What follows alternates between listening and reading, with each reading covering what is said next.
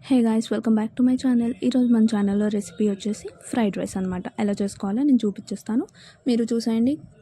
First ఒక కడాయి పెట్టుకొని అందులోపల 3 table spoon oil add చేసేసుకున్నాను. దాని తర్వాత చూపిస్తున్నట్టు వెజిటేబుల్స్ అన్నీ కట్ చేసి పెట్టుకున్నాను.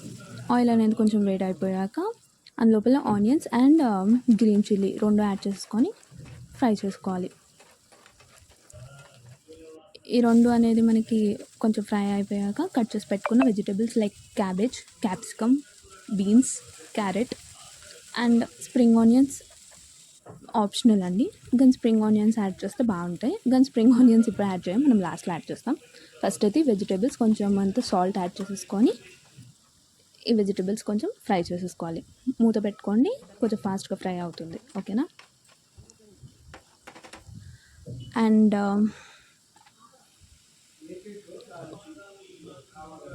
వన్స్ మనకి ఈ వెజిటేబుల్స్ అనేది మీడియం ఫ్లేమ్లో పెట్టుకొని ఒక 2 మినిట్స్ ఫ్రై అయిపోయాక సాసెస్ యాడ్ చేసుకోవాలి. Green chilli sauce, tomato sauce and soya sauce, ఈ 3 సాసెస్ యాడ్ చేసేసుకోవాలి.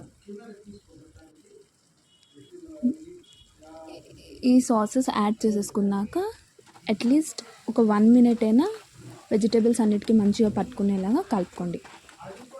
ఇవన్నీ మీడియం ఫ్లేమ్లో పెట్టుకొని జరగాలి. ఓకేనా. అండ్ వన్స్ ఈ సాసెస్ అన్నీ మంచిగా మనకి వెజిటేబుల్స్కి అబ్జార్బ్ అయిపోయినాక ఆల్రెడీ నేను కుక్ చేసి పెట్టుకున్నాను రైస్. ఆ రైస్ యాడ్ చేసేసుకొని salt and pepper, like black pepper add చేసుకోండి, ఇంకా బాగుంటుంది. నేనైతే నార్మల్ చిల్లీ పౌడర్ యాడ్ చేసుకున్నాను. ఒక 3 మినిట్స్ హై ఫ్లేమ్లో పెట్టుకొని మంచిగా మిక్స్ చేసుకోవాలి రైస్ అంతా. లాస్ట్కి కట్ చేసి పెట్టుకున్న కొత్తిమీర అండ్ స్ప్రింగ్ ఆనియన్స్ అండ్ కొంచెం లెమన్ యాడ్ చేసుకొని మంచిగా మిక్స్ చేసుకొని దింపేయండి. అంతే అండి.